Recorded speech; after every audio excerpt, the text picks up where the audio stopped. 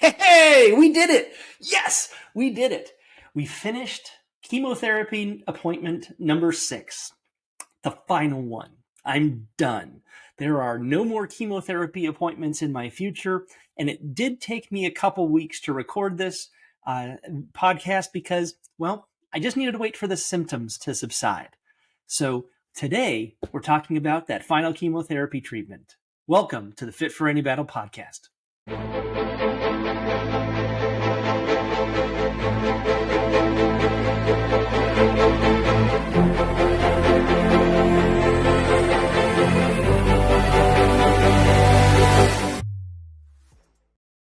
And first off, I'd like to thank everyone at Texas Oncology.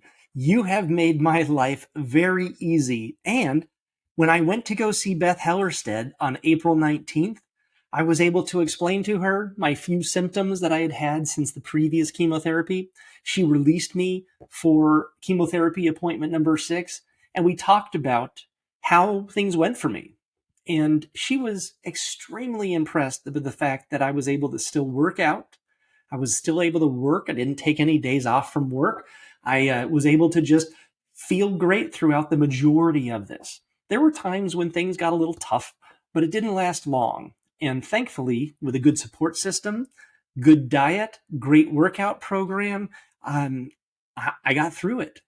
And so the Fit for Any Battle podcast is tied to the Fit for Any Battle book. That book talks about my previous cancer journey and what workout methodology, the program that I used that helped me get through it.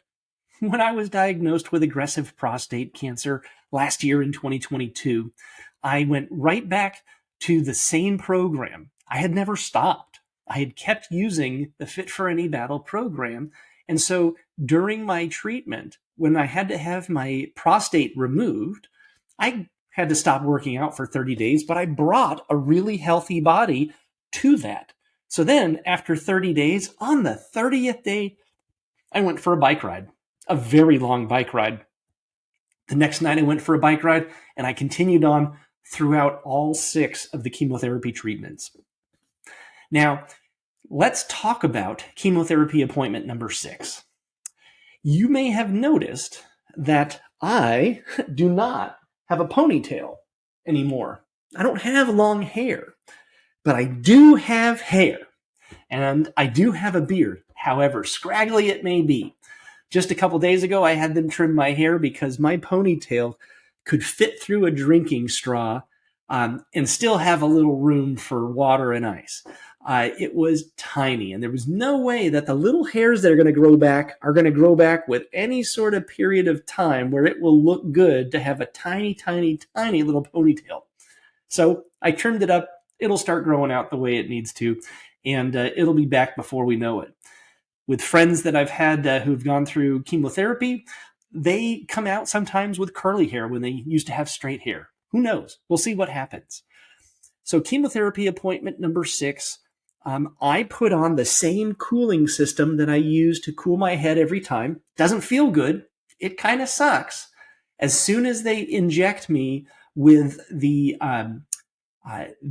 stuff to take down some nausea and the stuff that will be a steroid to help me with the actual chemotherapy treatment that I was getting called Taxotere, that's when I start cooling my head because I know it'll be about 30 minutes before I actually get the chemotherapy drip. Now, in that time, I also put on mittens and booties that have these frozen gel packs that freeze our feet and freeze our hands. In fact, when I would put on the ones on my hands, it was bitterly cold and I'd have to keep moving my hands in the booties. Now, I don't have those booties and I don't have those mittens to show you because I left them at Texas Oncology in Brown Rock. So if you or a family member are going to be up there, please ask them to borrow some because their fridge now has those booties and those mittens that got me through this whole thing. After chemotherapy treatment, it was really nice of the people at Texas Oncology. They brought some glitter and threw some, glitter and confetti in the air for me. And then I walked out. I was done. And it never hit me for 2 weeks that I was done with chemotherapy because I was still having symptoms from it. And let's talk about those. The first symptom that was quite noticeable every single time I got chemotherapy was shortly afterwards, my teeth felt thin. They felt sensitive. Something was going on with my teeth. And that's why before I started chemotherapy treatment, I had them take pictures and I had them take x-rays. So now I can go back to my dentist and we can compare the two and see what kind of damage was caused by the chemotherapy. This time, the sixth time, I really didn't have many side effects for the first 2 days. I had done a bike ride that Wednesday, April 19th, with the 512 wheelie crew. We did about 15 to 17 miles, somewhere around there. Much different than 3 weeks earlier when a couple hours after chemotherapy, I went on a ride for, I think, 31 or 32 miles. I learned my lesson. That was way too much. So this time, I did my normal bike ride with them. And then Thursday night, which is the CapTex Cruisers ride, I went ahead and went on that bike ride as well. And that was about 20 or 21 miles. And by the end, I was pretty wiped out, but not completely wiped out. One of the things that's really interesting is I wear a heart rate monitor on my Apple Watch. And I check my heart rate on bike rides on a regular basis after having gotten chemotherapy and then waiting for it to subside. When I'm feeling good, I know when my heart rate's supposed to be 130, but I'd look down and shortly after chemotherapy, it'd be at about 145 where it normally would be 130. That meant my heart was working a lot harder.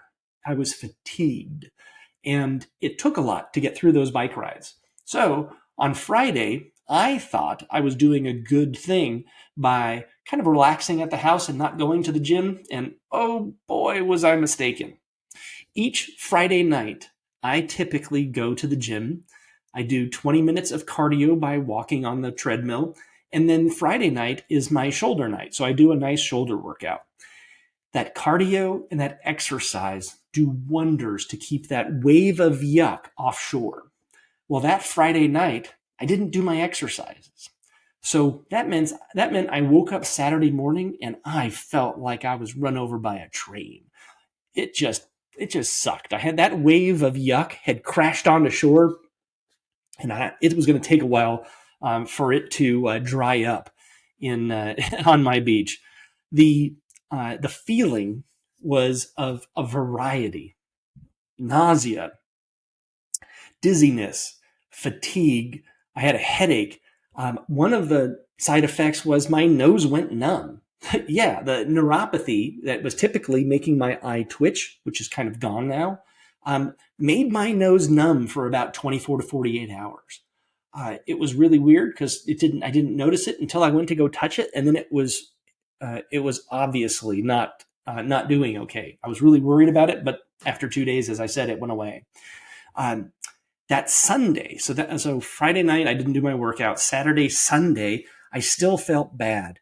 And there were things that I did to make myself better that I'd like to talk to you about because I think it's important for you to know, and I think it's important for you to plan if you are going to be going through chemotherapy or any treatment for cancer because it sucks. So I'll talk to you in just a moment. I've had cancer twice. The thing that allows me to maintain my sanity is I don't have to field a lot of text messages and calls every week on my phone asking me what's going on. Thank God I'm not on Facebook, but if I was, I could imagine all the Facebook messages, the Twitter DMs, just countless ways people can contact us because they all want to know the same thing. How are you doing, Richard? So what I did was I signed up for an updateeveryone.com phone number. And I use this. I've used it throughout my treatment, and I will continue to use it each week with my radiation therapy. And what it is they assign me a phone number. And if I send a text message from my phone to that phone number, it actually gets sent to every single person who is subscribed to that phone number. Now, they get it as an individual text message. So there's no threads, there's no chance of people communicating together. It's a one-way broadcast system. However, the well wishes and the good sentiments and things, when the people that are subscribed reply, I go on updateeveryone.com and I can see them all right there. They don't get sent to my cell phone. I don't get barraged with everybody saying in the middle of the night or early morning, congratulations, great job, keep going. We're here to support you, all of that. No, I just go on the website and I look. And the nice thing is, it's a treat. So when I send out a message, I'll usually wait 24 hours and then I look on the web and see what people have said, what they've responded with. It's really wonderful and it's super inexpensive and it makes the support group life easy. And best of all, at the end, when I delete my account, it deletes everything. Not a single whisper that I was ever there. It's a really nice system, and I would encourage you to consider it. And that's why they've been a sponsor of this podcast from the very beginning. Welcome back. As I was saying, there were things that I did to make my recovery easier. And they prescribed me medications to do various things, but none of them took out all of my symptoms. And I didn't want to take, I'm already taking 17 bottles of pills every day. Adding more to it just seemed a little chaotic. In the beginning, when I was diagnosed with cancer, it was recommended to me to contact the state of Texas and apply for their compassionate care program. That allowed me to meet with a doctor, provide them my diagnosis and all of my documents from the oncologist, and I was prescribed medical cannabis to be used in the state of Texas, and it's completely with the law. It's legal because there are certain types of situations that someone gets themselves into, cancer being one of them, that they allow for that compassionate use. Now, it's important for you to check with your state. If your state doesn't have a compassionate use program, more than likely it's legal there, because most of the states have a medical deferment or certificate that you can get that allows you to bypass any of the laws of the state where cannabis is not allowed. The certificate allows me to use it within the state of Texas, but if I travel, I can't take it with me. And most places that we travel these days, I'm sure I can find some variant of it. I do not condone using it at work. I do not condone using it in places where you're going to need to be fully alert, especially if you're using it in an edible format. There are a couple different formats. There is an edible, like a gummy. There is a tincture, so something that you put underneath your tongue. And then there is leaf, which is smoked. Think Willie Nelson with a joint. The edible type, whether it is the gummy or the tincture, takes a while to take effect. And when it does, it is significant in its effect. It's also psychoactive in its effect because when we eat it, it goes through the liver and processes it into a psychoactive compound, where if we use leaf, i.e. smoking it, we don't get that psychoactive effect because it goes into our bloodstream through the lungs. I tried the edible types, and it was daunting as how much of an effect it had on me, how long it took to take effect, and then just surely how long it lasted for. My symptoms didn't last that long, especially when I compared it to using leaf. With leaf, a very small amount inhaled, within 5 minutes, I felt much, much better. And it lasted for a shorter period of time. So that allowed me to have a little bit, gauge how I'm doing, and then if I need to, add a little bit more, and it gets me through it. Before I get to chemotherapy appointments, I would smoke a little cannabis in the parking lot, go in and have my treatment. And it made it so much easier. I was calmer. I was at peace. I was staying positive, and I was pretty happy with everybody at Texas Oncology. If you go up there, give them a hug for me, because they've all gotten a hug from me before. Then, before my bike rides and before I went to the gym, I would use medical cannabis to help get me out of any yuck feeling, because working out will clear the yuck out, but it kind of takes a lot of energy to get to that. And you can psych yourself out. You can think, I'll take this Friday off. It won't be a big deal. But when I took the Friday off after this 6th treatment, it whooped my butt. I waited until mid part of the day, and then finally I couldn't handle the yuck anymore. I used some medical cannabis. Within 5 minutes, it's gone. It's understandable why it is prescribed for cancer patients, because it works. Whether you believe it should be illegal or legal, it's important for you to know that if you're going through cancer, give yourself a break. Give yourself the ability to use medical cannabis. It will help you. Now, there are other things that I did to recover as well. So I talked about the bike riding. I also talked about going to the gym and doing the workout methodology, the Fit for Any Battle program. This podcast is tied to Fit for Any Battle, the book. That describes my initial cancer journey and the workout program that I used throughout it.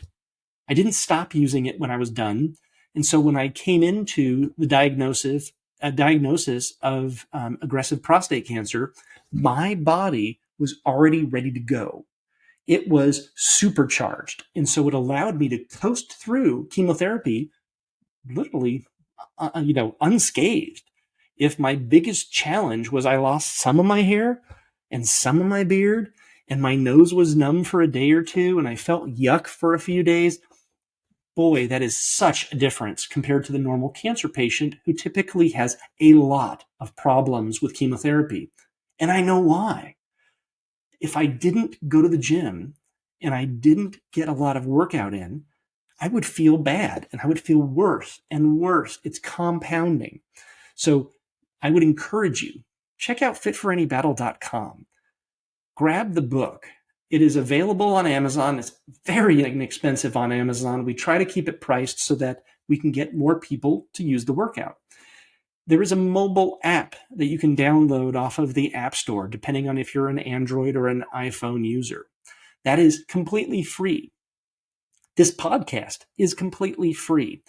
This is not about making money. This is about sharing information and getting it out to the general public. And if you'd like to do your part to help, I'd love it if you'd click subscribe. I'd be ecstatic if you shared this with some friends. Take the link, send it on Slack, send it on email, text message it to your friends, have them check it out. The more people that we get looking at this, the more people that don't have to go through the black box that is cancer care like I did. There's hope.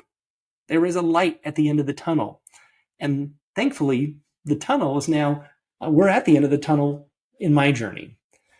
What comes up next is that I have weekly radiation therapy on a daily basis, except for weekends. And that starts May 30th, and it goes until July 21st. Monday through Friday, 5 to 10 minutes of radiation in my pelvis. Because when they knew that the prostate cancer had gotten outside of my prostate, they had to figure it was everywhere. So that's why the chemotherapy was whole body, just, let's completely kill everything. And then the radiation is going to be targeted in my pelvic region, right around where my prostate was.